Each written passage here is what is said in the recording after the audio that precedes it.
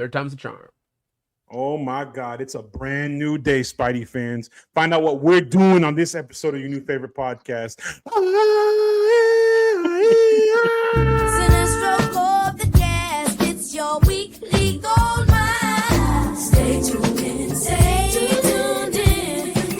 They got the beats, got those comic spins. I stay tuned in. Stay tuned.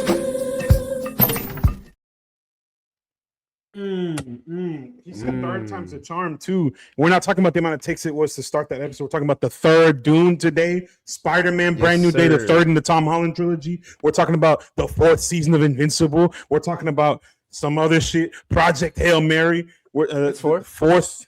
It's the fourth one, but you're close enough. Close enough. I don't know. I stopped counting after season 2. That's not real. He forgot. What else? And it was the fourth Tom Holland movie too. But who's counting? Yeah. Four. Maybe there's a third fuck up in there we didn't notice. Yeah, there's one. We don't acknowledge the second one. We don't acknowledge the second one. That's fair. But speaking of acknowledge, let's acknowledge some quick news today. I'm gonna be real with you. The docket is so full. I did not add any news on there.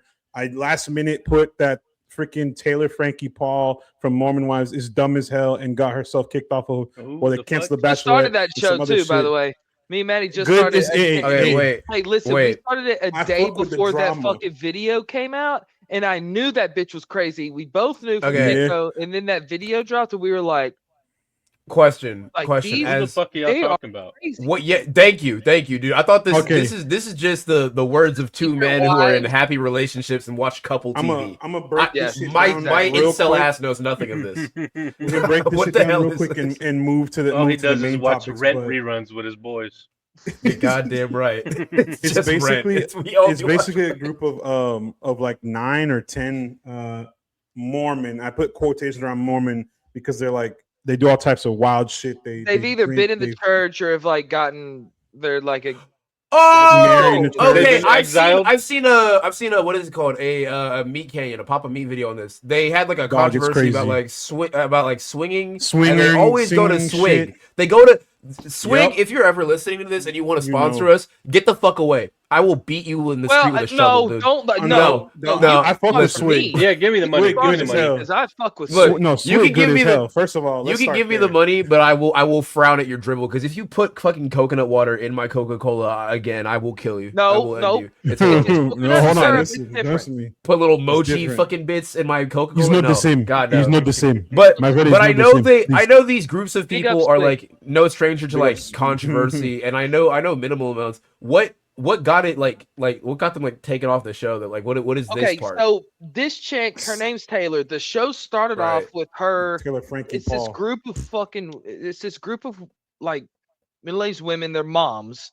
Middle-aged. No, they're all like 20 years old, dog.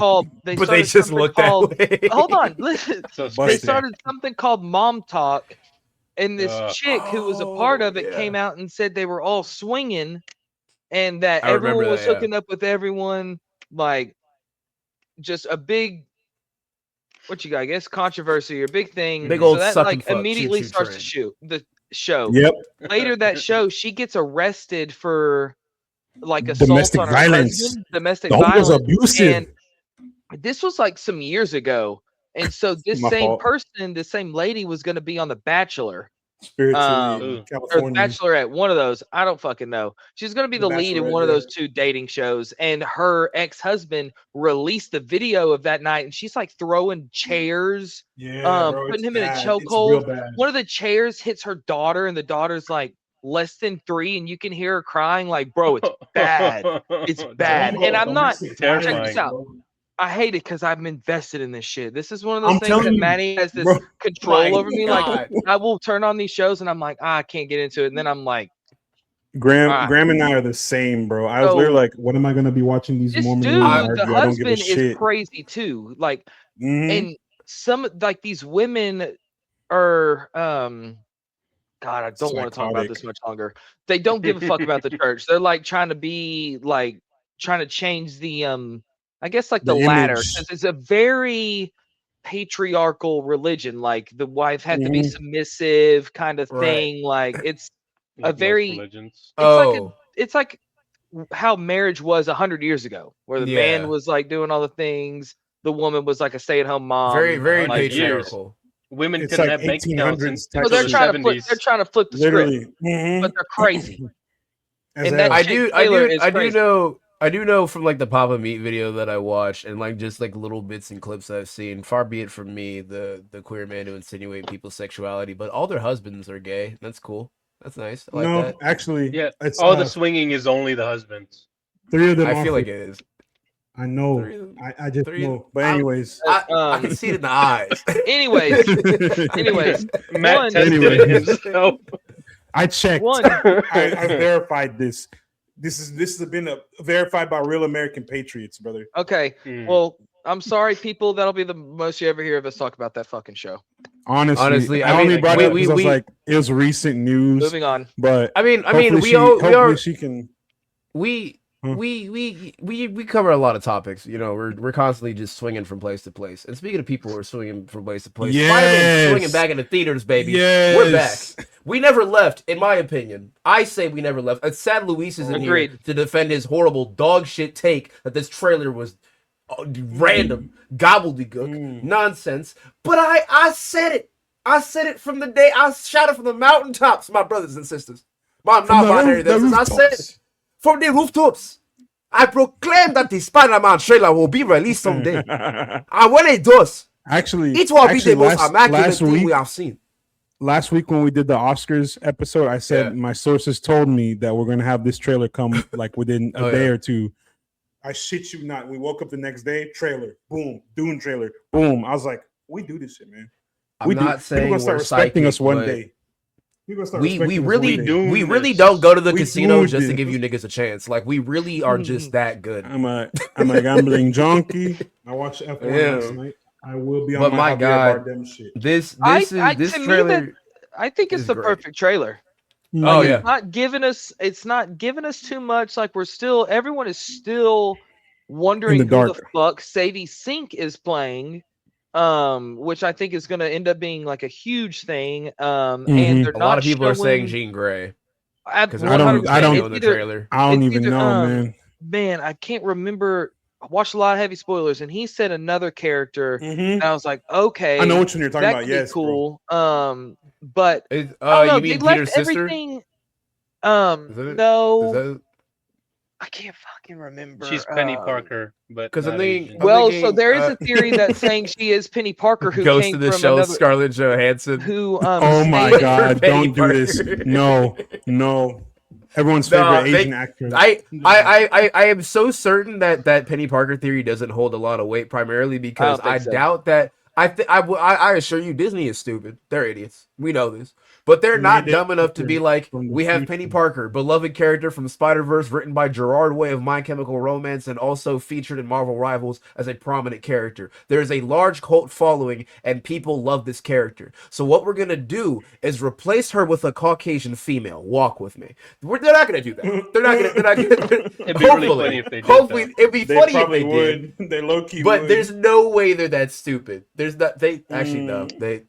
Well, no. But I don't know. This trailer has so much going for it because at first it just seems like I also want to get this out of the way off top. Every one of you who is a Spider-Man fan to some degree, and you rejoice at this trailer because you're like, yes, he's miserable. He resurrect Aunt May so you can kill her again. Depressed. I want this nigga's debt to have debt. I want his sperm to be in debt. I want his credit score to be goddamn near non-existent. I want him to be past due on everything, even library books. I want him miserable. I want him strung from a fucking lamp. You got it. Are you happy? He's crying against the washing machine. Are you happy now? That nigga passed out. He saw MJ getting smooched on by Ezra Bridger. I was like, holy shit. What's going on? Also, apparently that people are saying that the name of that new boy is Paul. If it's Paul, I'm gonna kill myself, bro. I'm gonna boo my shit in the theater. I'm gonna boo my shit in the theater, bro. I can't watch my man lose like this. They got him in the hotel. They made Paul look good, bro. Me and David kind of talked. You got that shit on. I think they're going a complete like different direction, same vibe, but it's Spider-Man 2, you know, when Toby gets like super depressed because MJ's in her play. She's dating J. Jonah Jameson's son. Like, you know, he's depressed, and he kind of starts losing his power because, like, I want you to think about it this way. Toby's Spider-Man is more of a spider because he shoots organic webs. Everything on him is organic. He's as closest to Man Spider that we've actually gotten. And now this is what's happening to Tom. He's getting depressed. He's like got all this shit going against him. You know, he's literally alone. So he's going through some crazy mind changing things, and his DNA starts changing with that too. And that's why he wakes up in mutating. He's mutating for sure. And did y'all notice? I mean, I called it out in the group chat, but when he gets out of that cocoon, and you know, he realizes he doesn't have his web shooters on, and he's jacked as shit, and he's like, you know, he instinctively pulls up and he fucking shoots a web. This is crazy. It could be, you know how they do mislead a lot in trailers. People are saying Daredevil fucking threw some nunchucks at him, like his rope, and saved him. And then probably, because think about it, he's probably waking up in that cocoon, gonna fight the Hand, because when his eyes turn black and he snaps that blade, like that could all be happening around the same time, like as when he's first like evolving into the spider, he has to fight the Hand, and he's doing it. Daredevil. People are saying, and I'll add another. Maybe we'll get some more references, because Daredevil Born Again season 2 comes out on Tuesday, Monday. So maybe we'll get some more lead up to a brand new day with this. I don't know how much though, because it's still pretty much. It feels a lot like it, because there's the involvement of like multiple factions of like villain groups in New York. Like you have like even tarantulas in this for some reason. I'm not sure what's going on there. Boomerang. It's gonna be a montage. Well, it's gonna be a montage. This is a 4-year gap. I think I saw Beetle. I love it. I might have been wrong. I love it. But they're pulling out like every fucking. I know they had Boomerang, but what's his name got cast as Tombstone, who is more like. They got Tobias Whale Tobias Whale, right? These niggas on the watermelon and fried chicken diet, and he's gonna see Miles Morales and say the most diabolical Incredibles guy.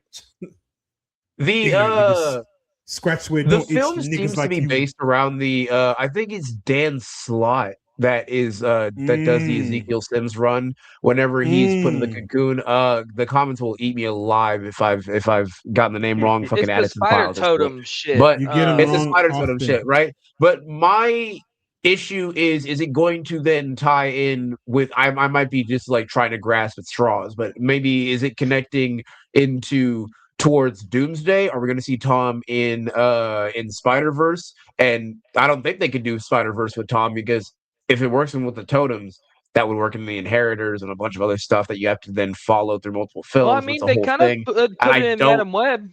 How's Madam Web gonna? But that was like some bullshit. We don't acknowledge that. That doesn't exist. Well, Tom's was in Spider-Verse. The second one. Well, what I'm meaning is more so along the lines of like how do they how do I put this? How do they? I guess they're not necessarily like how do they square that circle? It's more so I'm thinking what they're doing, instead of like having directly be that storyline of the Man Spider incident and the Ezekiel and the spider totems and you learning what the tie-in of mysticism. That would be, for one, a lot to spontaneously really throw in with no true foreshadowing in one Spider-Man movie. That's a lot. And I think that'll go over a lot of the GA's heads. So I think what they're going to do is they're just going to borrow recognizable set pieces, attributes, aspects of it, kind of the same way that they did Civil War in the MCU, right? They borrowed the name and they warped it and changed it a little bit to make more sense for the context of the story and the world that they've established, as opposed to like the heroes, village, they leveled Stanford, Connecticut, and blah blah blah blah blah blah blah. I don't trust you. I don't trust you. Back and forth for 48. If they do that, it would have to be after Doomsday, because that's like not something you could do in one movie, especially with so much going on already in this film. I don't think, as cool as it would be, I don't think they're going to mention the spider totem stuff.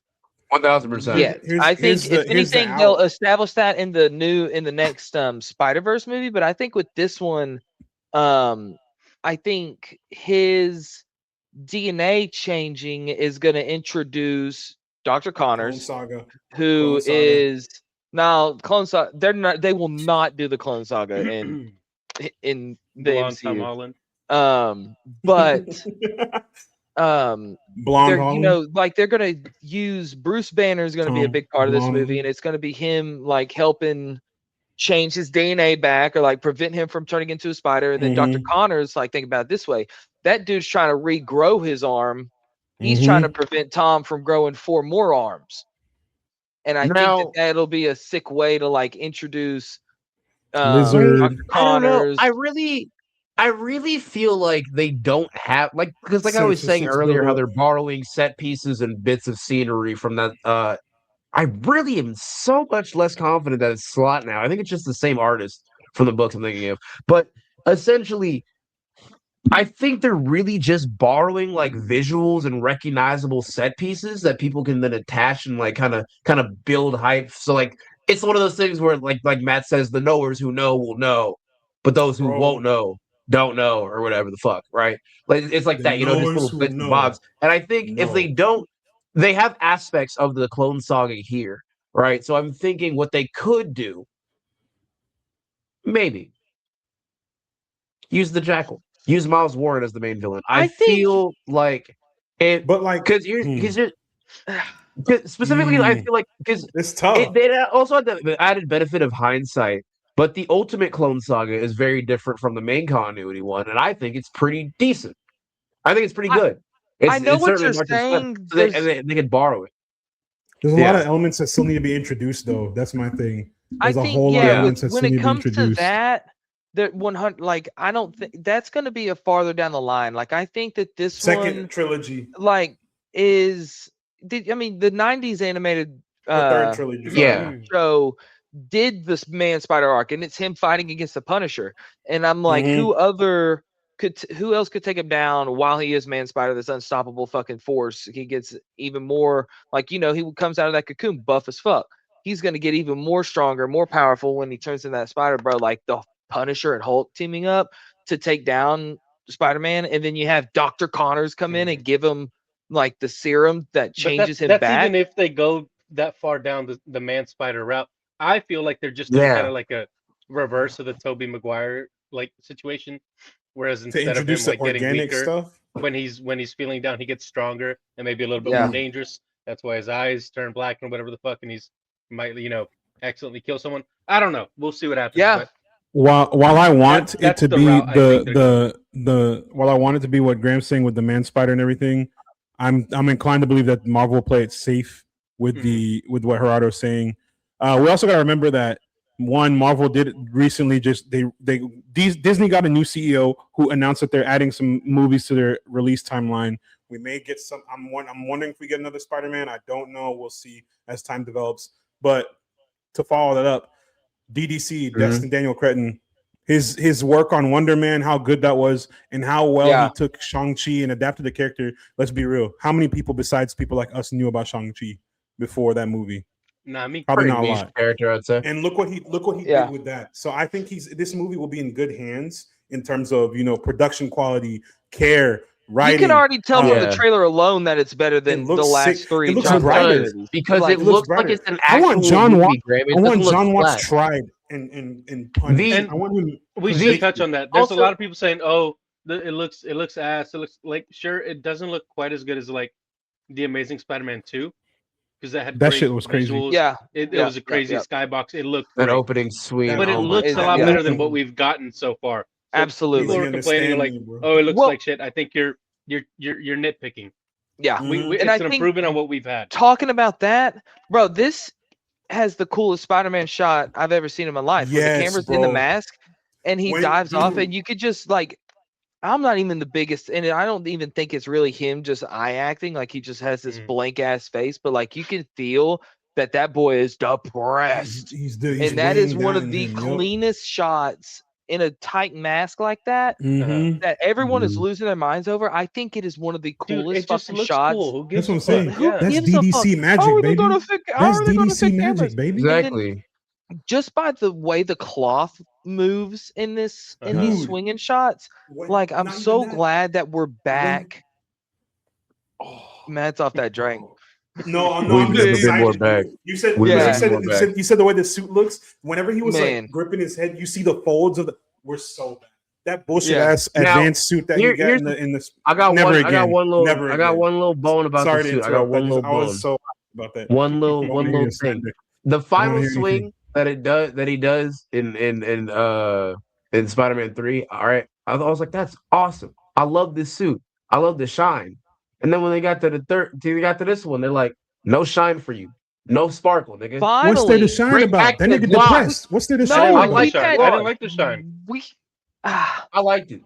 Because it reminds me of the Parker Industries 2 run. And that's why I was like, oh, that's good. That's but Parker Industries 2, Peter's a millionaire and runs his own company. Exactly. This is bone dry. This dude's having to wash this every night. You can still do like the homemade, like I have to wash this at the laundromat because I'm poor ass. So you can still have that. You already got a homemade one. I just want the shine. Because the shine, that final swing is that was what I like the least about it. It looks so fucking good. I think this suit is probably the most. This is the perfect Spider-Man suit for me because we went through him being Iron Spider for like 18 movies. That was in the MCU. Let me rephrase. In the MCU, there you go. This is the best Spider-Man suit in the MCU because he had the Iron Spider for like 22 movies. We got the Inside Out Spider-Man suit where he was quote unquote Black Spider-Man suit. We got Night Monkey, racial term. Monkey. We got really racial. We got the integrated suit. I was like, and we got the advanced suit. We got all these suits. I'm like, that shit not hitting for me. Like it was cool, but it's not doing it for me. Then I see this first of all, those pictures dropped like last year. The preset, the set photos. I said, holy shit, bro. Hey, if him standing on that car in the crowd of people. I said, that's Spider-Man for real. When that nigga stands up, where he stands up and he's like, I had to do it too. Yeah. Hello, fucking. What is happening right now? I don't know. What is happening right now? That shit means something to me. Yeah. So it really does sound like there's like Metro strings playing every time. Haven't even mentioned, bro. The GOAT is back. Michael Big fucking Pun? Mando. Oh, Michael Mando is forgot about him Scorpion. being in there. Bro, it's because it took how many movies, bro? 9 years. Which is what I like though, because just show a half a shot of that tail smacking Peter, and that's all you fucking need. That's all you need. What I've been saying, Friendly Neighborhood cartoon. What I've been saying for years is that Scorpion in this universe should get the Venom symbiote before Spider-Man. Oh, ooh. Okay. All right. I like that. Now, I'm all right with that. While that does sound cool, right? Well, who do you want to get it? Flash? Fuck no. Come on. Agent Venom shit. If they gonna have what they're gonna do for Agent Venom, I promise you this. If they don't bring him up in like any of the Spider-Man movies during the trilogy, or they want to use him early, they're gonna bring him in during like Doomsday or Secret Wars. They're gonna be like, "This is from an Earth where I'm not a little math geek, Parker. I'm a big buff guy." They're gonna have his actor do like 20 push-ups. Do your Venom voice. Like, this is a as who? Penis Parker. Penis Parker. Eddie. Penis Parker is a Venom voice.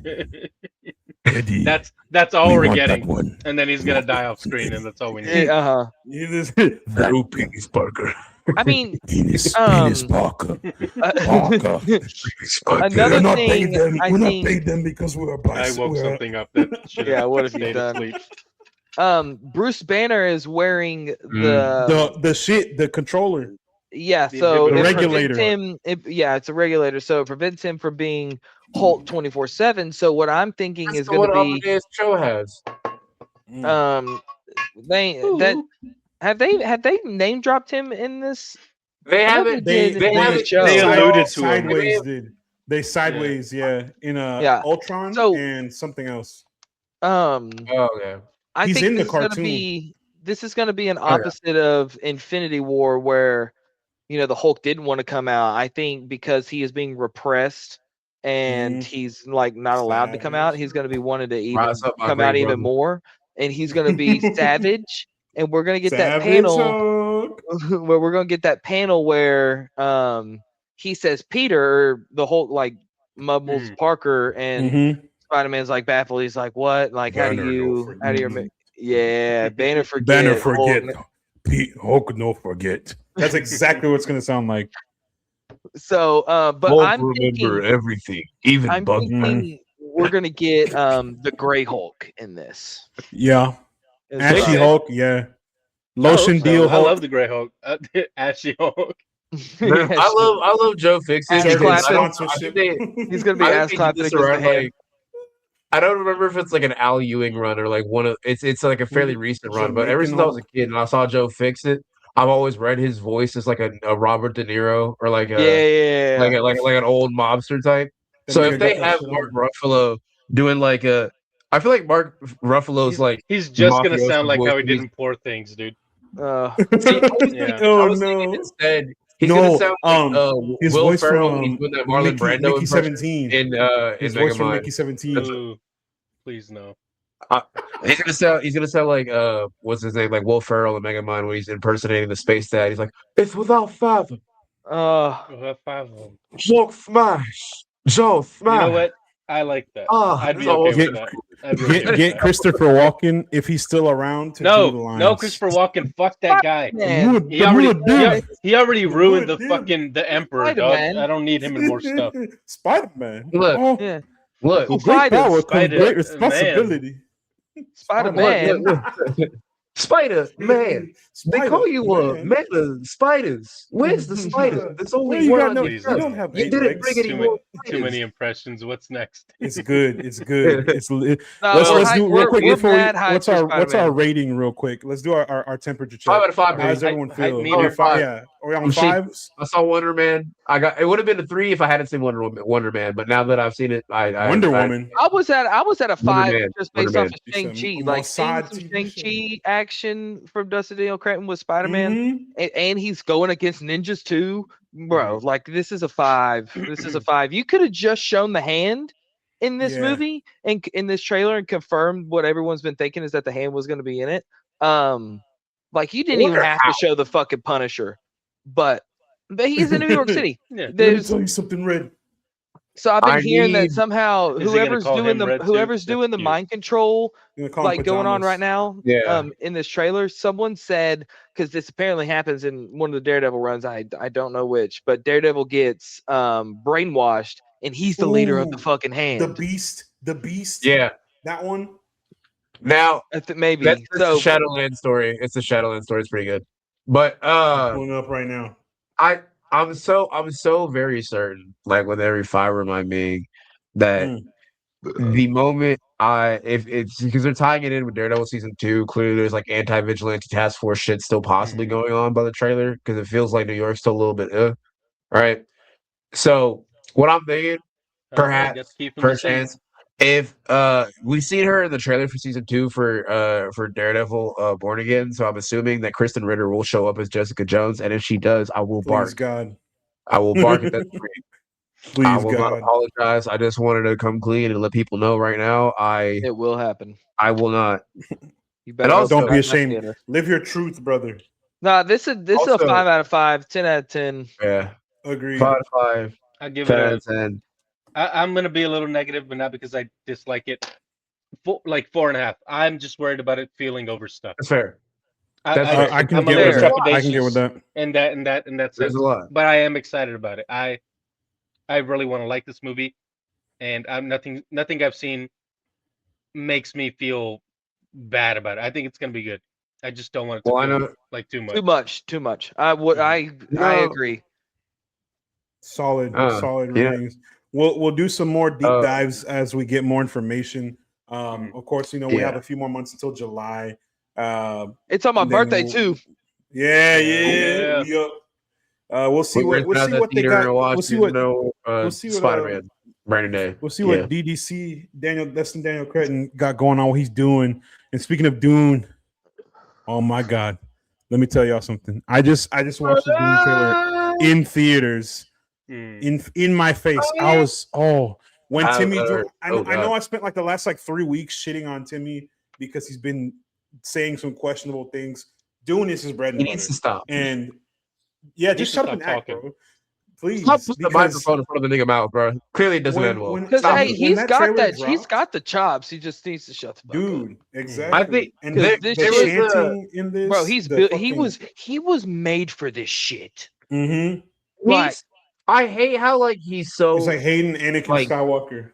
Mm-hmm. It's like I was watching there's this comedian I like, his name's Josh Johnson, and he was talking about Timothée Chalamet, and he's like, Timothy's been doing a lot of weird stuff recently, and I realized that it's because you get him when he promotes a movie or promotes a thing or does press, he usually does it like in a way that's kind of in character, like during his days of like being Beautiful Boy or like little love things, he'd be like, you know, I would answer, but I don't want to talk over women because, you know, like women are, you know, important. And so like don't.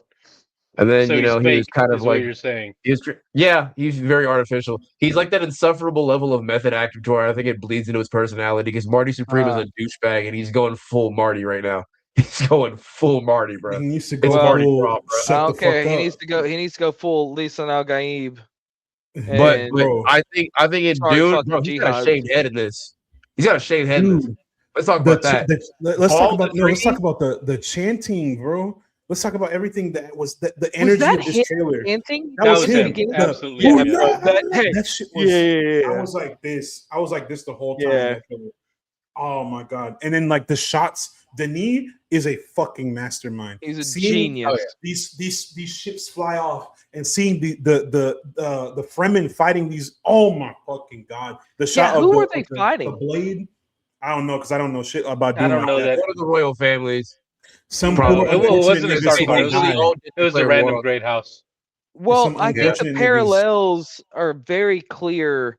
You know, I've seen a bunch of edits and people posted pictures like the parallels to the first movie. Because he's come full circle and a half. You know what I mean? Like this dude, he's realized what he's got to do, but he's also sort of lost his way and has become kind of what he. Well, is he pussy? He's fighting everybody. I don't know. He knows. He probably ends up. He knows how not to die. I don't know. Yeah, I don't know. He's using hacks. Yo, mod banner. Admin is ass. I'm gonna report you for cheating to the moderation team. Oh god. The mood, dude. You're mad. I do wonder, like, what is he? I don't know if they're gonna still be really harping on like him seeing visions of alternate timelines, and if that's the case, what is the point of Momoa in there? Why is Duncan there? And why does he have blue eyes? He's a clone. He's a clone. Explain. Well, no. He's that's his body. They just reanimated him. He's a Gola. Oh, what? Shit. And in his name, like Hyatt or Hate. Yeah, they can do that. I mean, I could tell you like what it is, but it's kind of a spoiler. So just watch. Okay, no. He's there for a reason. The books. He has a purpose. Yeah, we're starting a book club. He's Gandalf. He comes back white. Back is Momoa the White. Yeah, Momoa the White. Yeah. Okay, I see it. Yeah, Duncan the White. Duncan. I mean, he died. He died an honorable way. No, and one thing that kind of blows my mind with the design of the vehicles, I think we were just talking about the Ornithopter is like one of the coolest sounding and coolest looking vehicles ever on screen. And Matt was talking about that shot going into space and like how simple everything actually looks. And beautiful.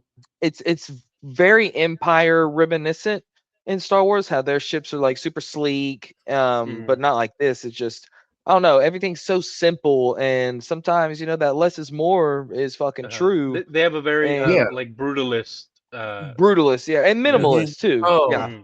And then also, you gotta think about the world that they're into with all these spaceships and space travel, and these motherfuckers are fighting with blades, knives. They have a shield, but you can only it's so strong.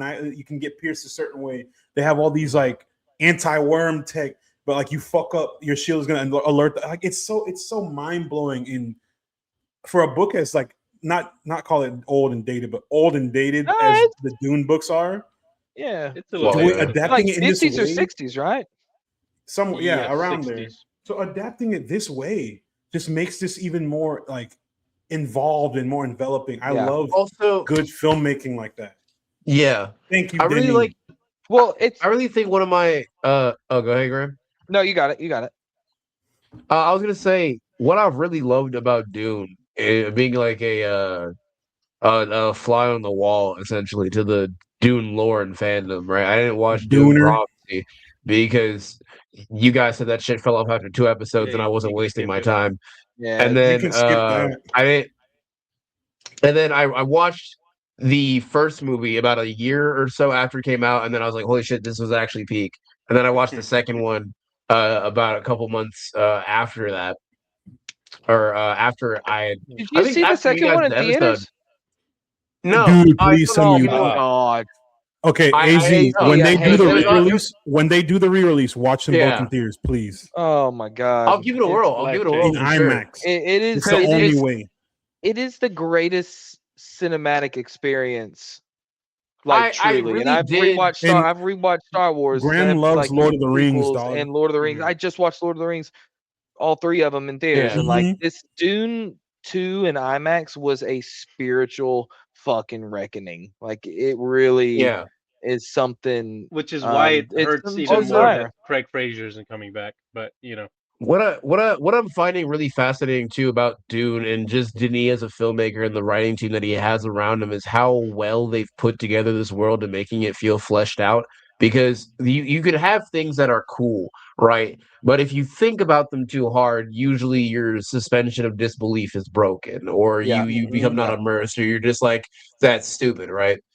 But Dune, like Matt was saying, has all these things that are very, very different and very, very brutalist, but at the same time very minimal, but also complex. They have this like weird paradoxical existence of being like deceptively simple, but down to every minute detail. There's like planning there if you just look closer, right? Like they have the knives that go through a shield. For some reason, they don't make a gun that can do that, right? They have these dragonfly fucking little helicopters, but it would be more practical to use like a rocket ship or whatever. None of that matters.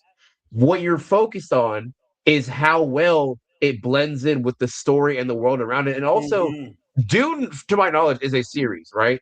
It is a series of different things happening. And this is supposed to be, is this supposed to be the final Dune film, or are they making more after this? This is it. Well, this is all Denis wants to do. This is all Denis wants to do. And if they, I think so if they're they planning on the aging it, where they split it up. To an extent, well, I don't think so. I think this is meant to be the end for Timmy Denis and Timmy. You know, like so. The next thing they would do after this would be Children of Dune, which I just don't see them doing a whole fucking. I don't think it's like The Hobbit. You can split Children of Dune into a 3-part movie. A series obviously blows. Prophecy sucks. We don't want that. And I don't think anyone really has the balls to put fucking Paul in a worm suit. Not our Paul that's in these movies, but isn't it Paul, his grandson? Isn't that his name? It's Leto the second. Leto the second, yeah. I'd like Leto. That's too. That's weird, and I don't think anyone has the balls to do it. And I think this is going to be the end, and it's technically Dune Messiah, right? Like this part 3 is the Dune Messiah book. It's also good, but what it's really fascinating is how it covers like decades worth of like war and siege and this whole like plight of Paul to avenge House Atreides and stake his claim and all that, right?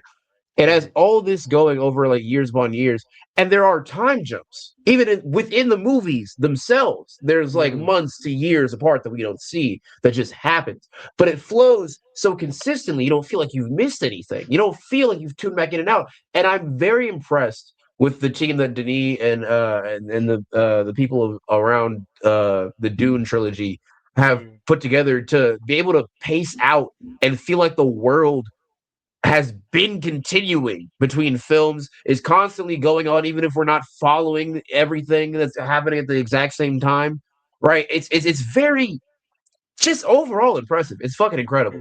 It baffles my mind how I don't feel lost, and I'm very excited to see how this all pans out because this is this generation's Lord of the Rings. You know, like I mean, this is that generational trilogy that is cinematically changing the game.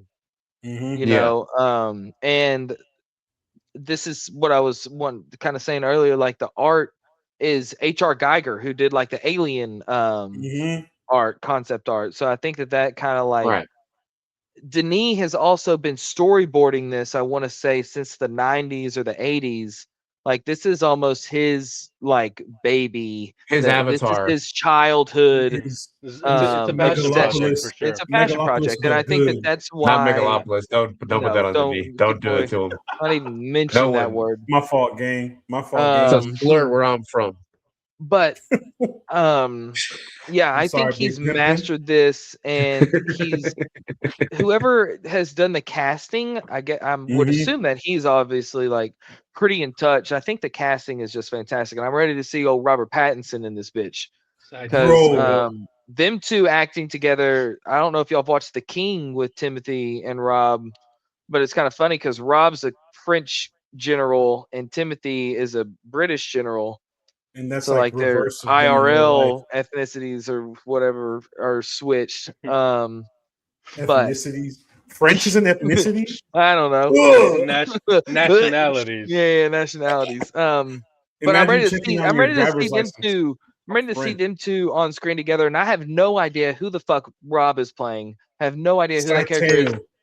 Yeah, and I'm trying not to really, because I haven't had the Dune, because I didn't really know much about Dune. I don't think the world did, which is kind of crazy because Dune has its hand in every story ever told after Dune. Like Star Wars, if it wasn't for Dune, we wouldn't have Star Wars. What a beautiful world it would have been.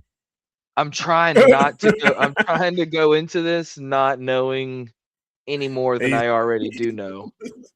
All right, but I think this could be meter? 9 out of 5. I was about to say that's crazy. 10 shy huluds out of 10. I give it. I will give 10 big booms out of 10 big booms on the spice fields to Dune. I got boom sound effect, bro. Hey Frank, play that shit real quick. Hold on, bro.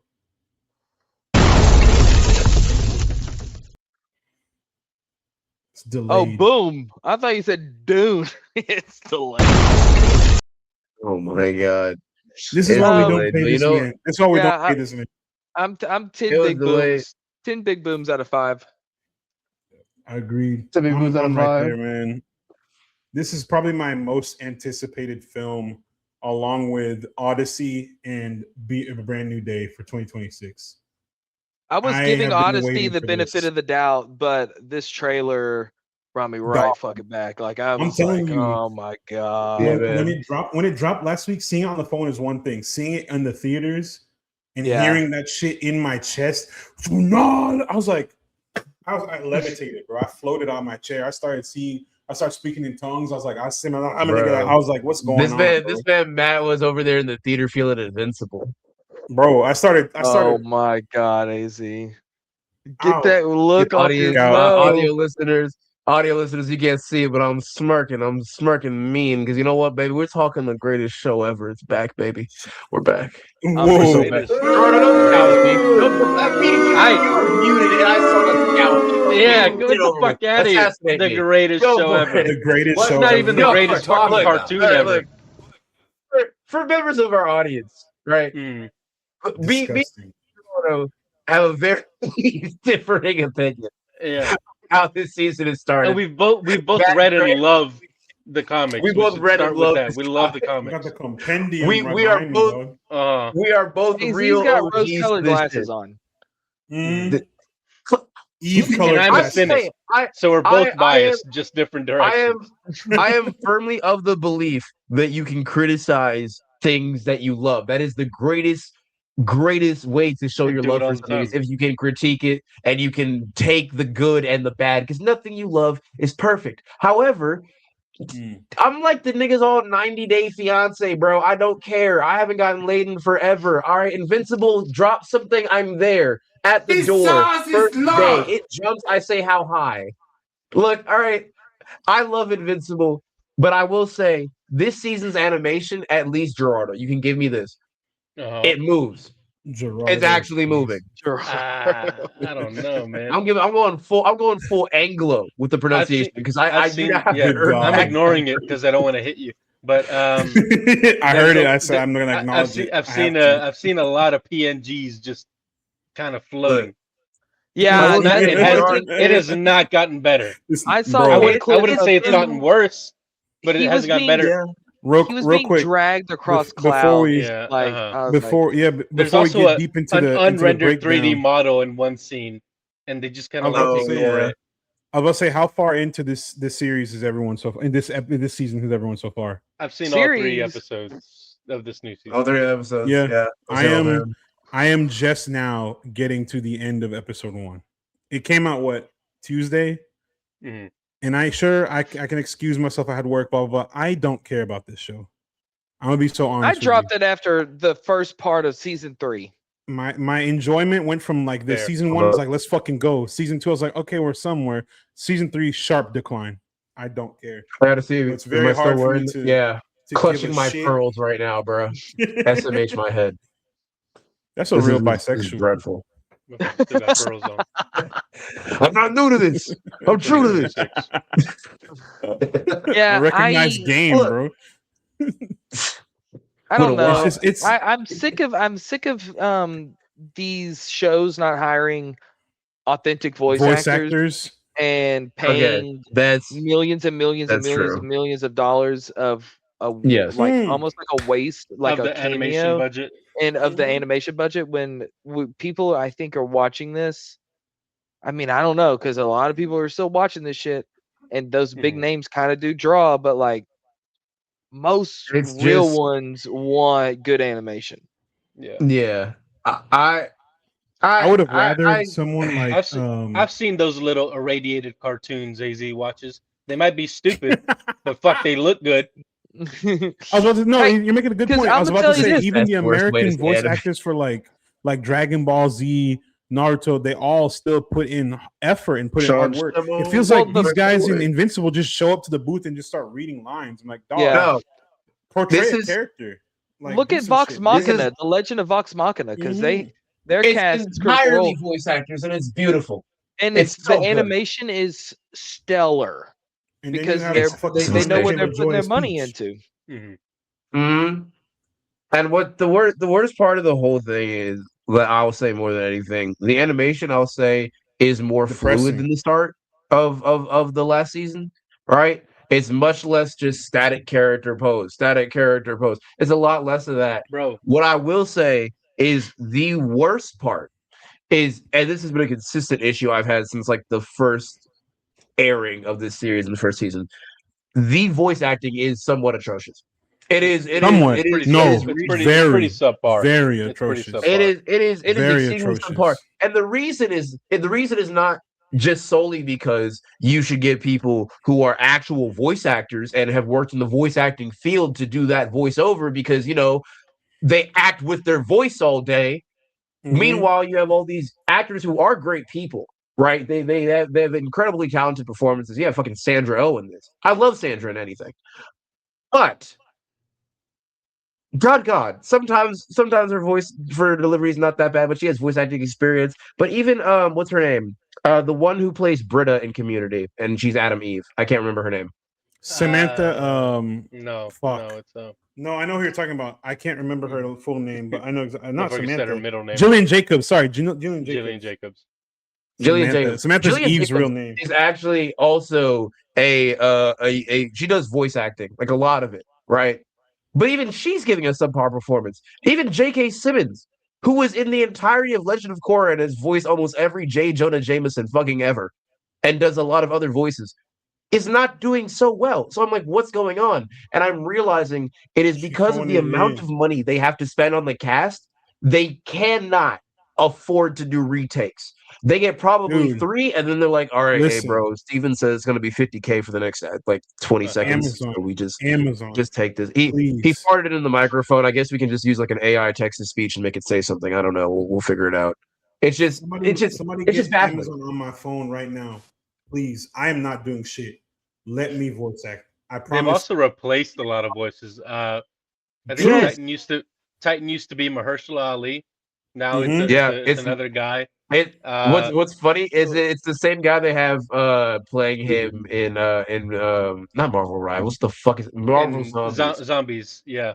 Yeah, that guy has a permanent job of sounding like Mahershala Ali. He's like Ross Marquand, but for like one specific guy. For niggas. Ross Marquand. Who is Ross also Marquand in the show, is essential. We need a guy. Yeah, he's second Rex robot. He's the guy you call when you can't get a guy. Mm-hmm. He's the guy you call when you can't get a guy.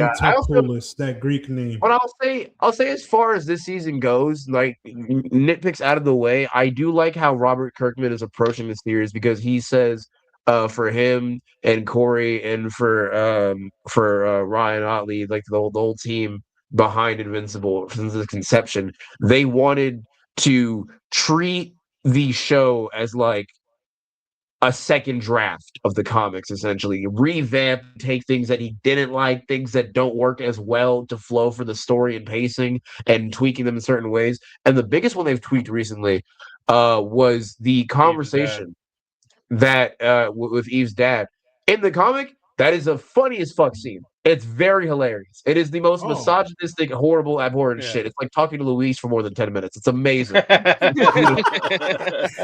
Right? We will not be editing that out. Wait, Luis when he's doing his bit, I'll defend him. When he's doing his bit. It's not his heart. That's not his heart. This is not who he is. He's about to get canceled for real. I want to point it out. He is outside his door right now. He's better. But because he can actually act. I was waiting for the sniper dots to come get you, man. I was like, "Ooh, I'm scared Let for them you." Come. Actually, let them come. These people like, let them come. You're gonna need more than a sniper to come get me.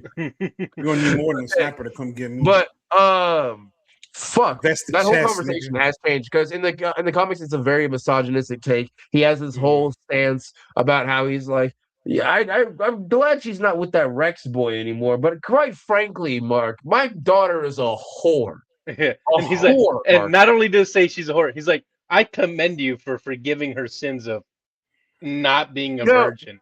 Even said about it. Even That's said about insane. His wife. He compares his daughter to his wife. And he says something along the lines of like, "No, when me and the missus got together, look, I'm glad she was a virgin. Grateful for it. You know, of course, it's not bad if a woman knows a thing or two, but god dang it, you can tell. You know, you got to teach them. You know, you got to be gentle with them. They're all like, don't touch me," and I'm like, "Come here, bitch!" Like, it's a whole terrible. It's a whole fucking conversation. I mean, we're paraphrasing it. It's not. We're paraphrasing it, but that's how he. And then it cuts to a comedic beat, and Marcus is sitting on the couch, and that whole conversation they have by the sink of like, is it that bad? Was the conversation that bad or whatever? Right? That whole conversation. Instead, they made both of Eve's parents like human, like they care about their daughter. They're not like these weird fucking pastiches where the mom is like some vapid, like battered housewife, and then like the dad is this horrible, basically Alex Jones. Now I think about it, the dad does look and sound like Alex Jones. I was about to say something that would have definitely got me canceled. I'm not gonna say it. But like they changed that where they really get to focus on like the character development of where Mark is at that point in time, because not only does the entirety of the world hate him for what because at first he was hated by Powerplex and a couple of people in Chicago, or at least like the people who survived, because they viewed that as his fault. But they're like, no, he was defending us, so at least he still has that going for him, right? Then the Invincible War happens. Even more property is damaged, and now people are afraid of his face. Because even if it's not him, they don't know that, and neither do they care, because he looks exactly like the niggas that flattened their families, right? And when all that is said and done, can't stop kicking my man while he's down. Fucking Conquest says, "Stand ready for my arrival, worm." Causes more destruction, destroying the already destroyed refuse of what was left of humanity after the whole incident of the Invincible War. And beats Mark within an inch of his life, changes his entire moral compass, And then you have Dinosaurus, my Lord and Savior, the greatest fucking antagonist in this goddamn book. Looks like fucking dog shit. Dude, he looks like let me tell you something. He looks like shit. He has no texture at all. Like they took the concept of the mobile game version of him looks better. They took fucking a devil dinosaur and said, let's put this shit together and throw it into a cartoon. Not even that. That's how bad it looks. Or at least is like angular. He's so round. It's his eyes too. They're too soft. And his head. They're like, what if it was a dinosaur, but you couldn't see his scales? He was all flat, and he has no detail in him. Yeah, put him in. You can. I understand that you have to take shortcuts when it comes to animation, and it's easier to draw a certain model if you don't have to obsess over every detail, right? I understand. Right from that, having friends who have done animation and having attempted to do it myself, it is a time-consuming process. Yeah, and you want to cut corners when you can. But you know who can afford to fucking pay for that process? Yep. Amazon. They weren't hiring half the fucking academy. That's what I'm saying. They literally are scrolling through SAG-AFTRA and just hiring every motherfucker who's like the top billing. It's hire me, bro. I'm broke. I don't have a job for this. Let me do this shit. Like I had this told to me as a joke a while ago, but one of my friends was like, dude, dead ass, there is a very strong chance we will randomly see Pedro Pascal playing a nigga he has no business playing in this. Oh god. And I was like, you said that as a joke, but like I fear you're right. Like we'll just see anybody. Yeah. Anybody. If you have held a trophy in your hands on live television, you will be in the show. Like just think about like Conquest. Jeffrey Dean Morgan. He's just Negan, right? That's who he's playing. Yeah. Like think about if they had got someone with a little more gravitas. Think about if the guy who voiced Thor in Ragnarok. Think about him. Yeah. Think about even Kratos, Christopher Judge. Like why the Judge fuck are you crazy? Why are you not getting these? They're fucking accomplished. They're talented, and they're fucking voice actors. You're telling me Christopher Judge charges less than Jeffrey Dean Morgan? Get the fuck out of here. Yeah. I hate it. But this season we are at least in for some surprises. Not surprises, I guess, because I know where it's going. But we're getting the prelude to the Viltrumite War, and I'm so very excited because this is one of the most intense times in Invincible. And also, it's gonna be one fucking episode in the show. They might do it in one episode. Yeah. No. I fear that episode. I think that's gonna be one of the worst days on Twitter. Is going to that episode. That's gonna be the worst fucking because they're gonna be calling for legal fees and shit like that. It's gonna be the worst fucking episode. Oh my god, the worst fucking day on Twitter. I promise you. Imagine all like the fucking like armchair therapists and fucking like I have a psychology degree from Collin County Community College. I'm telling you, bro. And so they're god, that's gonna be horrible. But at least we're getting Tech Jacket, and I'm so fucking excited because I love Tech Jacket. I love Space Racer. They already picked him up, and I fucking like Batman. Oh my god! And he looked like shit. Tech Jacket. I think Gerardo hates this shit. Big. I hate how it looks. I love it. They're all so flat, but like Tech Jacket, the closest analog I could say is like Blue Beetle. Okay, fair. Closest analog I can really think of, but he's cool. I like him a lot. Look into it. But all in all, I'm excited to see how the season goes. This is probably around the time where it has the most adult subject matter. For instance, like the Anissa incident. If for those who know, they know. I encourage. I wish I didn't know. That's not for a while. There's the next season. Oh, good. Thank God we got time to prepare. The reason why Eve's powers are messing up and like what happens to her after it's all very heartbreaking. It's Jamaican Eve. We're in for no, Matt, no. What you're gonna be really fucked up after this episode when I tell you like why that's a bad thing you said. Oh no, wait, what? It's bad. It's a bad thing. All in all, I'm excited to see the rest of this. Explain. I don't even think we should give a hype meter because I'm gonna be honest. For a start, it is kind of lackluster, and I feel like it hasn't really even started yet. It's David, just kind of put all the poison on the board. You. I think it is interesting though, so we'll have to see. But maybe they'll get back in Gerardo's good graces. You know, maybe, but it's a Hail Mary. So. Okay. Speaking of Hail Marys, I chose to ignore that. I chose to ignore that. You. You need to go back and work on that project again. Speaking of projects. This was worse. That was even worse. I'm sorry. Just as bad and more forced. Speaking of bad and forced, y'all convinced me to watch this movie. All right. Crickets. Oh, you want us to convince you? Oh, I thought you said we convinced you already. Right. Like, okay. So look, Mark, welcome to. No, I'll let AZ go first because I'm gonna have to counter all his points. Yeah. Go ahead. This is my favorite. I say off rip. We both do our ratings. Off rip. Right? Off rip. Give him this shit. All right, ready? My rating from the group chat. 2.8. Out of 10. 3. What about you, Matt? 3.5. Out of 10. 3 to 3. 3.5. Out of 10. If you go based on yeah, I'll keep it at 3.5 for now. 3.5, maybe a 4. Mm-hmm. Maybe a 4. All right. Now, me state your case. Rarely. All right. Look. Cartoon boy. State your case. Look. I was gonna get up. That was for Luis. He's always with us. All right, look. So Hail Mary, my God, this thing's fucking cleaning up. Holy shit! This shit is making money. It's at 80.5. It's at $80.5 million. Y'all don't understand me. Am I on the wrong side of history? Am I on the wrong side of history? What the fuck is happening? I haven't heard anything but good things about it. Dog shit does make money. We're not gonna say that.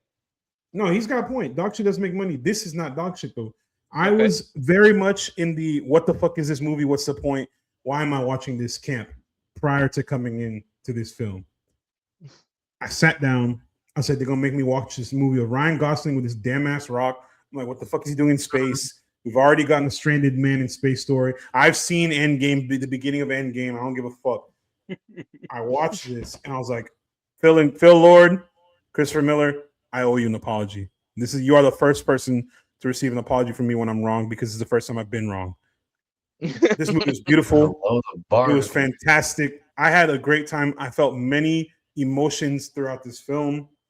It tells a story in a way that's not like paint by the numbers, sequential order. Conventional. Scientist. He does this. He's good at this. The government says we need help for this because the world is going to get fucked if you don't help us. He doesn't want to. They send him anyway. He solves this. He solves it. And, it doesn't tell that story like that. It tells it where he's already in space and it does flashbacks to Earth and it does it does really good development throughout the entire movie. And it makes you care about a fucking rock, brother. Mm-hmm. What? This little ass rock. This nigga just be rolling this damn around. Ass rock. This damn ass rock, bro. He just be doing shit. He be doing. And it's just I'm really impressed. I'm thoroughly impressed. Now, visuals. Let's talk about that real quick. This movie's stunning. I wish I could see it in IMAX because it's fucking beautiful. I got to see it on the one of the big screens. I went to the movie house and eatery. I spent money to watch this film, and I want to say this: was it money well spent? It was surely money that I spent. I am firmly of the belief that this film visually is a feast for the eyes. It's got pretty great character development, and I think it's some of my favorite usage of Ryan and his balance between like playing a comedic and an endearing character. Mm-hmm. Right? I think that it's but he hates the shit. Not hate it. Hate is a strong word. Nice Guys 2 win. Like this is the same feeling. Fuck off. The same feeling that I have whenever two guys. I think of the same feeling I had when I saw what was it? Caught Stealing. Shut the fuck up. No. Don't do that. Don't do that. This is why. Don't do that. No.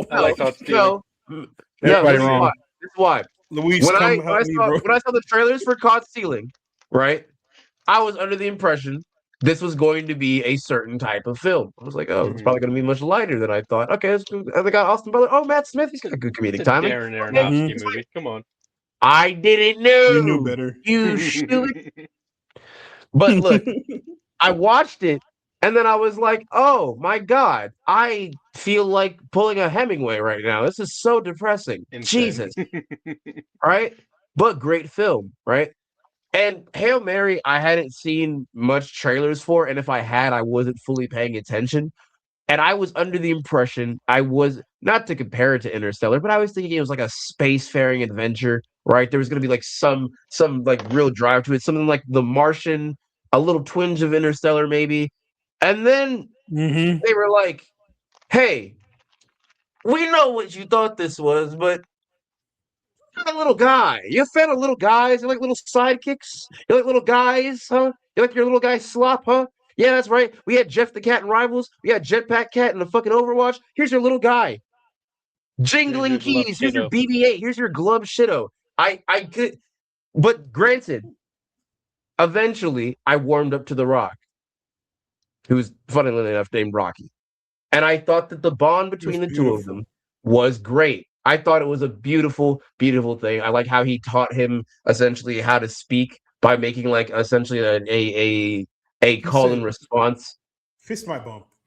That shit was so funny. Like a text to speech. He basically asks him what sound he would make for a certain word, because while the alien is Rocky's advanced enough to understand Grace, Ryan Gosling's character, right? Because he's like, dude, we figured out interstellar travel when we're rock people. Like, it's fucking easy, right? But the motherfuckers can't talk. Then has to break that language barrier. Yeah, they have to break the language barrier. So he makes like a call and response. So like he makes a sound and it's like that sound. All right. What would you say is your word for the? And he go like, or like whatever the fuck, right? Whatever the sound the rock man makes. And I thought that was cool. The designs of everything are also great. I like the design of that planet. It has like a perpetually green swirling storm. It looks like fucking It looks so beautiful. I love the way that the ship of Rocky's people is designed, where it's like these spindly little bits, like they weave it essentially like a spider. They take like, the gas xenon chainmail, but also like it's just so they can make like plexiglass and a series of beautiful materials, and the way that the ship is structured. I don't know if you noticed this, Matt. Because his people use echolocation, everything juts out like braille. There's no need for lights, because why would they need light? They draw echolocation. That was some attention to detail. I liked all of that. That being said, oh god, the non-chronological storytelling is fun up until a point where I'm like, no, that should have gone in way earlier. They will have a little bit of him established for him in the present, right? Where he's on the mission to save the planet Earth by getting the microbes that are eating the sun. This sounds fake, but I promise it's all in the movie. But he tries to eat those microbes, and he's on this mission, and it goes back and forth between that and like him learning about the situation back on Earth, and back and forth, back and forth, back and forth, right? And it's very fun because you get more fleshed out pieces of his character before and after. You can see the man he was and the man he becomes in real time. Right, even if there's years apart between both scenes. Except the scene where they drug him, Matt, and you have to agree with this because I stand by this, right? Not agreeing with shit. My roommate also said this. That there is a scene where you're wondering the whole time, how did this slimy little fuck end up on this ship, right? How did he, a teacher, end up in space? Is he really slimy, right? though? Not slimy, but more so like that nigga like me on Mondays at work. I don't want to be there. He has no not a sense of agency. Like as a character, he has a sense of agency. He just doesn't feel like he has a purpose. He's not brave. He's more so just fine and content with being where he is. He doesn't achieve to aspire to do anything great or put his life on the line for anybody else. He just wants to do him, right? Essentially. But oh fuck, where was I going with it? I lost my train of thought. Oh yeah, the scene where he is.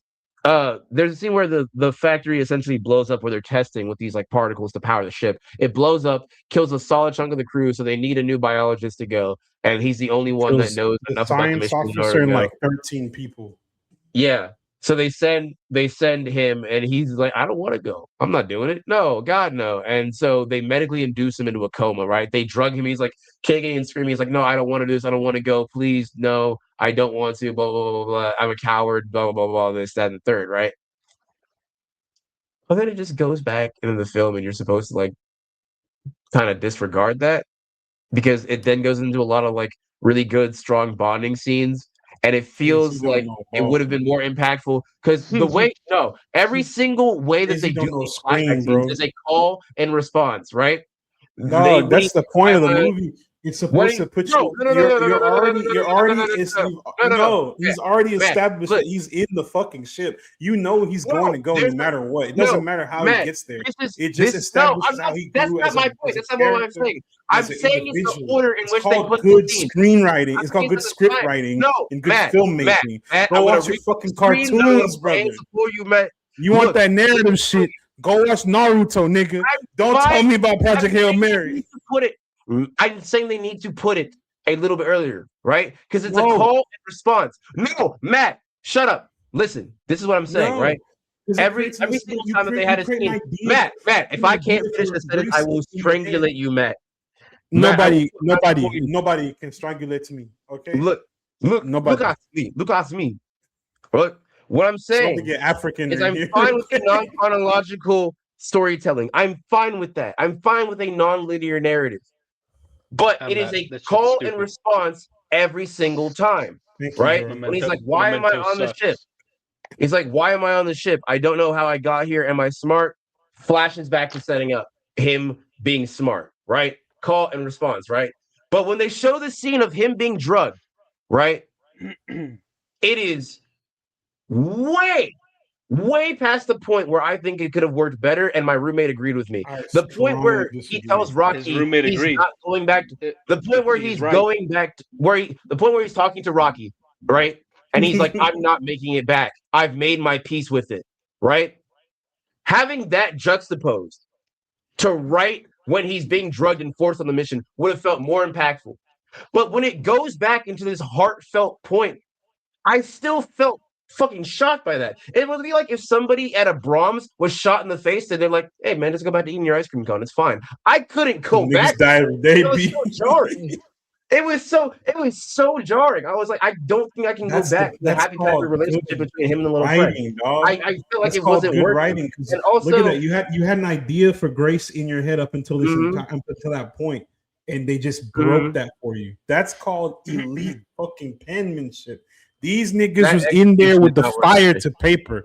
I don't care. I feel like it would have worked. I feel like it would have worked way earlier.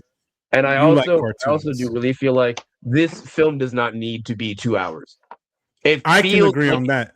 It does. Granted, you need to build up your characters and all that. I understand that, but fuck. There's about 30 minutes I could have trimmed from this movie. There's definitely about 30 minutes I could have trimmed from this movie. It is legitimately about 40 minutes of him just being in space trying to like solve this mystery something and like, oh yeah, I'm getting the Martian. And then there's like the rock alien, and they introduce a little friend, and I was like, this is almost 55 minutes in. Why this is okay. Wow. Let me put it this way. I knew it was gonna be a long ass film when we got to about minute 30, and I was like, we're still not like nothing's really going on yet. No, like stuff's going on, but nothing really is going on. You know what I mean? Exactly. It is a 1950s sci-fi serial quality of like a lot of it. A lot of it would be like just people Flash Gordon shit. Look, no, not in that sense. I mean, in the sense of like how those like, old creature feature films are like the original like 1950s or 30s, I think. The original The Thing movie, right? How majority of it is people talking in rooms, right? Every time it did a flashback, I felt like it was good and it was fleshing out, but it would kind of take so much longer than it needed to establish a thing that I kind of was already picking up on. So I was kind of just begging to go back to Ryan on the ship, but then there would be an extendedly long scene of him and Rocky figuring something out that they would say the answer to like 2 or 3 times, and it felt like those scenes would drag, and it would be like awesome set piece, awesome visual, killer transitions between timelines, between the present day and the past, right? Specifically the one where he's in the chair, Matt, and it flips, and it goes back to him in the past, and he's in the office. Oh my god, crack! As I'm telling you, dude, this is a pleasant surprise for me because, like I said, I came into this film not necessarily having negative like expectations. I was just like, why am I here? And they convinced me. They said, "This is why you're here. You are here to get told a beautiful story, watch some kick-ass visuals, like just enjoy beautiful filmmaking." I was like, "What the fuck, man? What the fuck did I just walk into?" I was like, "It's a damn rock. It's Ryan Gosling bumbling around in space." I just recently watched The Nice Guys. It's like, this motherfucker, he plays the bumbling oaf very well. And like, it's because he's got this handsome face. He's like, "Oh, look at me. I'm Ryan Gosling. I'm handsome, but I'm stupid. And my shit, look at me." And like, he managed to flip a switch and hit some emotional notes in this. Great acting. I love it. I love it. There's only like 3. And they had my boy from The Bear in here. That's L-Boy. One. That's L-Boy of Odd Future. No. Marcus? Yeah. My goat. Wish he had. Actually, that's why I docked it to 3.5. I wish he had more screen time. Put my boy in more shit. You wanted more L-Boy? Yeah. The little dynamic was funny as hell. I liked it. I really enjoyed that entire sequence of them just like slowly becoming buds for no reason. Bros, the bro moment. It was so good. It just goes to show, you put like just 2 random men in a room. And AZ wants to see him kiss by the end of the conversation. I'll do it. I'll kiss him. Why not? I got time. He's a kiss on the forehead or on the lips? Kiss him on the forehead. Which lips? Tongue. Yeah. Okay. So Matt loved this fucking movie, and AZ sounds like he liked. I just thought that it was like you like a lot of it, it, but for some reason. I just something about a little guy, dude. It's this radar that goes off in my head whenever I see like a comedic relief character or like just like an incomprehensible speaking thing. Tony Chopper shit. No, dead ass. It's the marketable plushie. It's the marketable plushie effect. I saw The Rock and I was like, oh god, it's a plushie. Oh fuck, no, Yeah.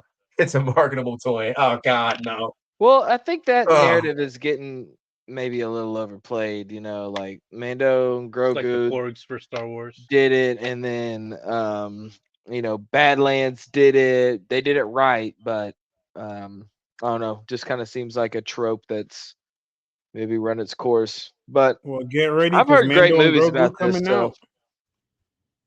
It's honestly, like I said, it's a pleasant surprise. It's my first, I think, really well-received film of 2026, because a lot of the shit that come out before, there was some sneakers, bro. But this one right here is a solid jumping-off point for the year.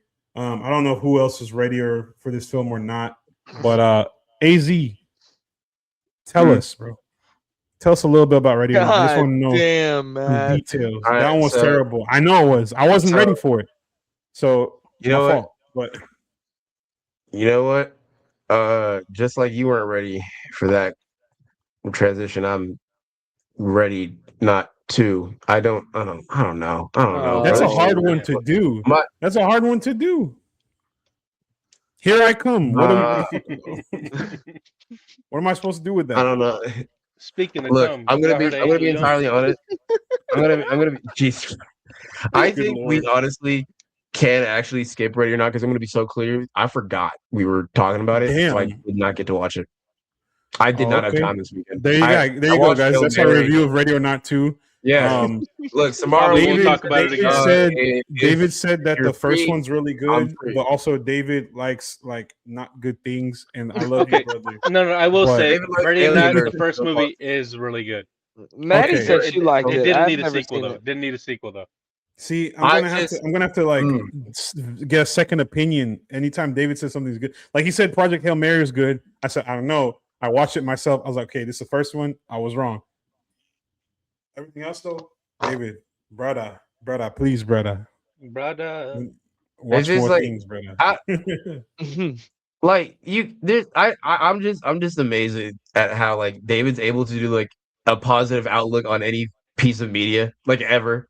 I wish I had that skill, because holy fuck, he'll hop from like one bad take to the next. And also, speaking of hopping, yeah, talking about the latest Pixar. That's how you fucking do that shit, Matt. Watch me. Hold on, man. Y'all were both Y'all are both fucking them up. We're going ass for ass, cheek shit for shit for like 2 hours. Hoppers right is Disney Pixar's most recent outing. When scientists don't discover a way to transform human consciousness into robotic animals, Mabel, the main character of the film, uses the new technology to uncover the mysteries of the animal world that are beyond anything she could have ever imagined. This film AZ, you said this was the Sinners of Disney, right? Yeah, AZ. Let everyone hear it. He said, for our viewers at home, our listeners at home, and where else? AZ said this is the Sinners of Pixar films. Mm-hmm. The Sinners of Pixar AZ's films. Elaborate. All right. So look, what I'm meaning in this sense is the same way that you could apply, like, let's say,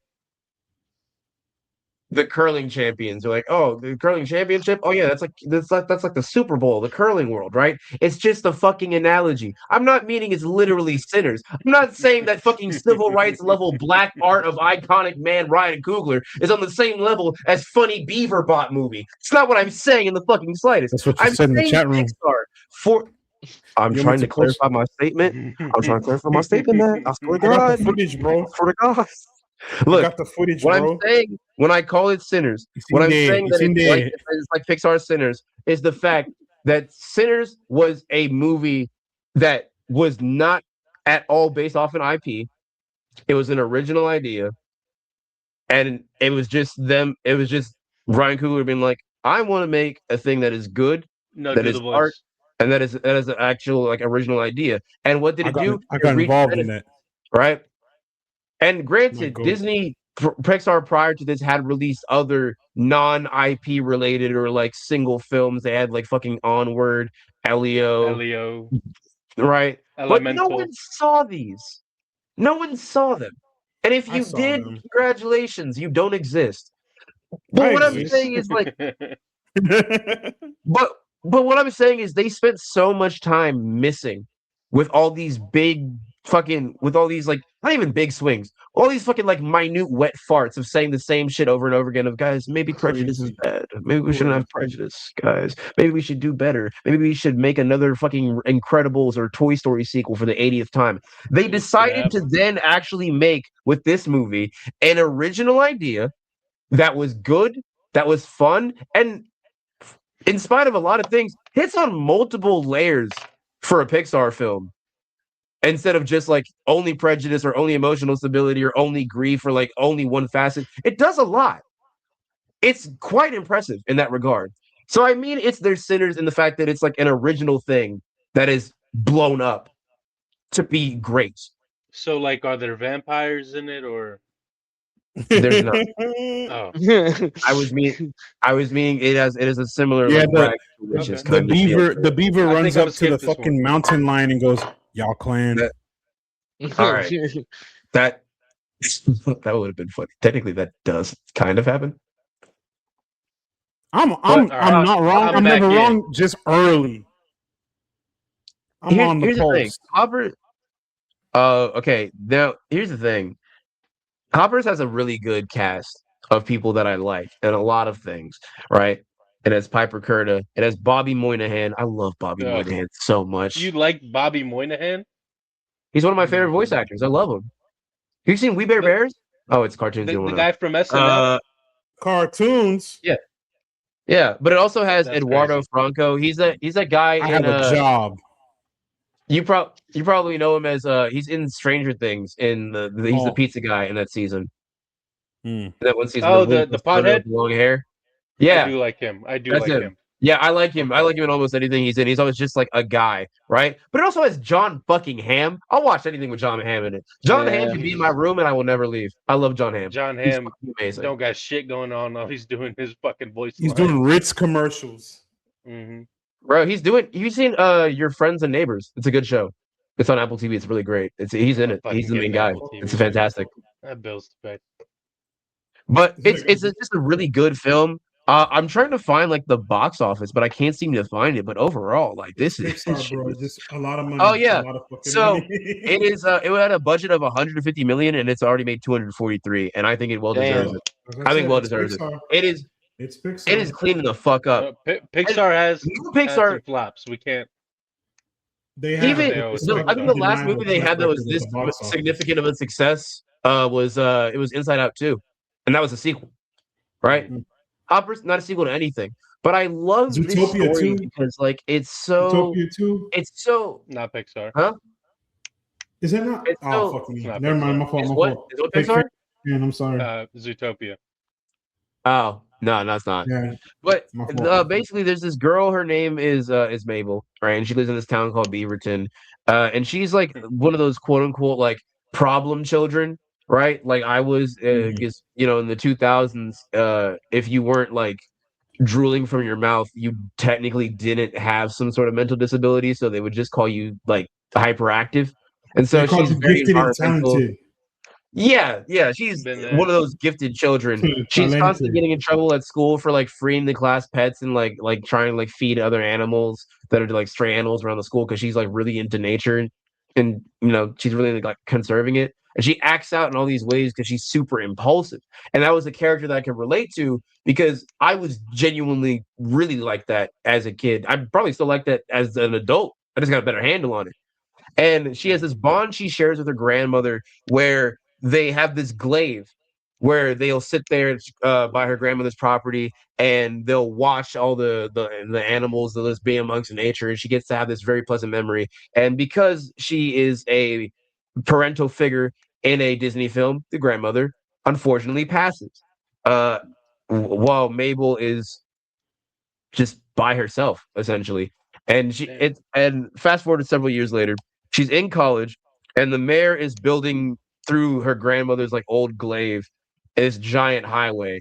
And in order to negate the building of the highway, she contacts her professors, and her professors are all working on this technology that essentially enables her to pilot like a beaver drone. It's like Avatar. There's a funny line even in the movie where she's like, "It's nothing like Avatar. This is not Avatar. Stop calling it Avatar. All right, this is Hopper, a proprietary technology. It's very different." I thought it was a funny bit. I thought it was actually pretty good. All of the characters are fun. I like a full setting where there's like a bunch of weird little freaks, right? So each of the animal kingdoms has their own king. The king of the mammals is of course the main beaver played by Bobby Moynihan. I forget what the hell his name is.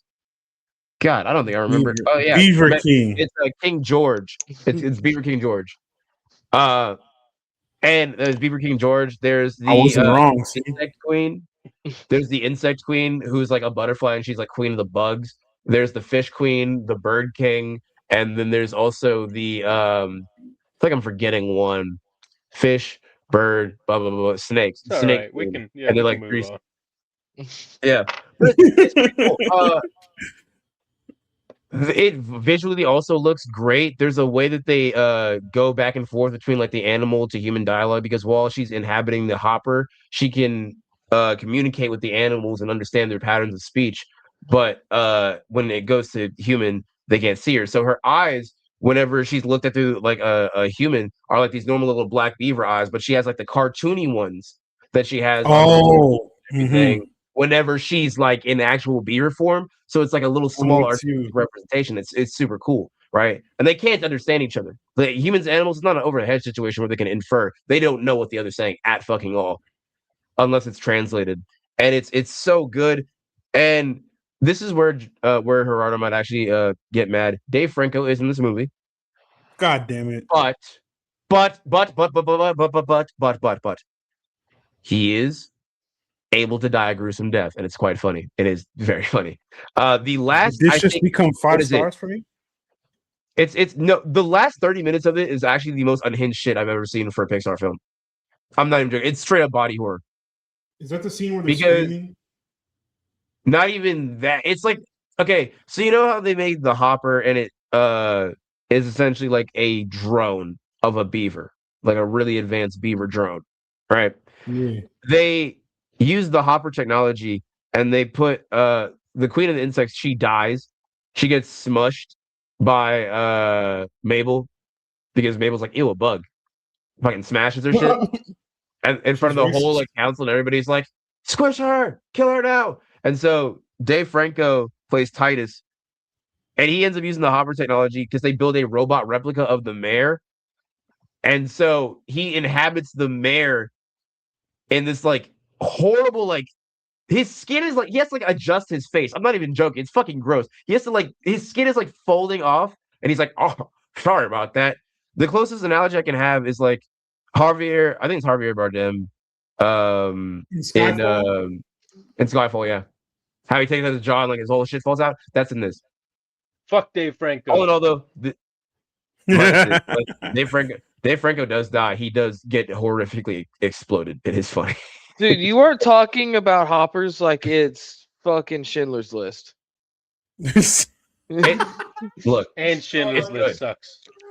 It's just good because it hits on environmental conservation. The brutalist for animals. Together. It has a point where it hits on like differing ideologies because the mayor and her go for a brand new day. It's like finding common ground and talking to your fellow man. There's a lot here to chew on, but all in all, this is just a really good movie. I haven't enjoyed a Pixar movie in years. Didn't think I could enjoy a Disney movie. So I'm gonna have to give this a 5 out of 5. I give it an honest 5. Wow, it's good. This is a known cartoon enjoyer, so I'm not surprised with that rating. Not even just that, dude. A convicted cartooner. Like, the main character is an elementary school problem child. I relate to that to a deep level. That intro got me immediately. I was like, all right, the same as ours. Yeah, yeah. It used to be 3/5. Then Lincoln said that's a no. I knew that was coming. Yeah, fuck. I knew it. Black History Month ended. He was waiting to say that. But man, it's just a good movie, and also Black History Month never ends. All right, let's get that out of March, the way. This episode sure does. Melanin March. This episode sure does end. This episode sure does end. Matt, do the thing. Do the thing. I thought you were gonna keep going. I was just waiting. I was watching. I was listening. Oh, okay, what he said. This sorry. episode do end. All right, look. But I'm like, oh, go ahead. Now we go ahead. No, you ruined that, guys. No, I'm like this episode, which does end. This episode is over. Thank you so much for watching, listening. We greatly appreciate you. Thank you for watching another episode of Cinestro Core. Be sure to follow our homeboys over at Backstage XP. I almost did a Matt. I fixed it. Our very own David is one of their delightful correspondents, and we honestly would love to show love to them. They have not hired us yet, but we're calling. There's a voicemail there, so somebody has a phone. We're calling somebody at least. It's in the spam folder. Exactly. Check your spam. And speaking of spam, you know it's not spam. Oh, damn. What? You can expect to spam with a notification from me when you can subscribe to me at youtube.com/TardySingo. Because here's the thing, pals. I have scripted an entire Dinosaurus video, and I'm hopefully uploading it Monday. Because today is Monday. Yes, okay, sir. So shit. As of 35 minutes ago. Tomorrow. As of 35 minutes ago. Okay, so Tuesday. Hopefully is when I have it finished. But I wanted to put out a video about Invincible, but I also wanted to give people time to watch it. Because, no. It's an asshole move to do that shit at 2 a.m. and crank out a half-ass product. But it's a video on Dinosaurs. I also stream at twitch.tv/TardySingo, where I play games, and occasionally I'm good at them. Sometimes I play with the boys. Sometimes I play with myself. I said that exactly how I intended it. And yeah, that's all the things I do. AZ subs right now just went up 300%. Yeah, he got me. Yeah. People logged in. Twitch after dark. Tari Singh Goon.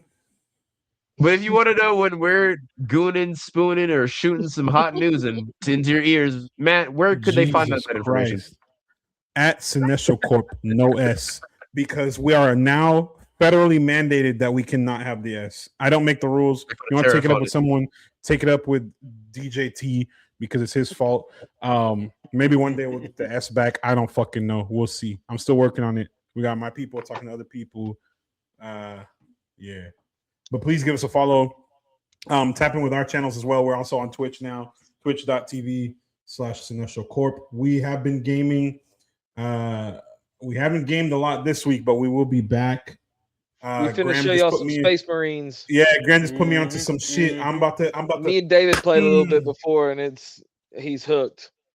We will be posting some more gaming clips for sure. Everyone loves to see us play games because we're cool and good at it, mostly. But with that being said, y'all appreciate the love as always.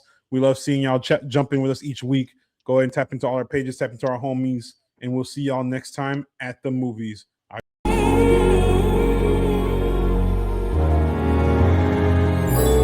the kings of the spring, yeah. Cinestro core, we're the dream, yeah. New episode Saturday afternoon. We in your ear, that comic book crew. More good it takes what we do. Cinestro core, we're the crew.